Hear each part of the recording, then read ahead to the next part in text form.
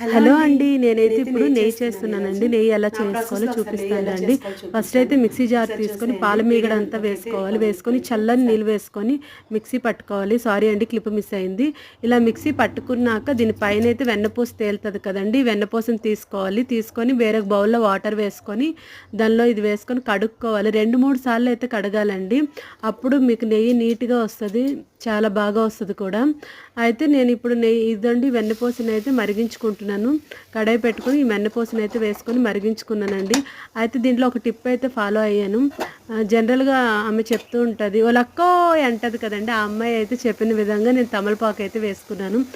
నెయ్యి కలర్ఫుల్గా వచ్చింది. కలర్ కూడా నేను ఇదివరకు చేసిన దానికంటే ఇప్పుడు ఎల్లోగా వచ్చింది. చాలా బాగా వచ్చిందండి రియల్గా చెప్పాలంటే.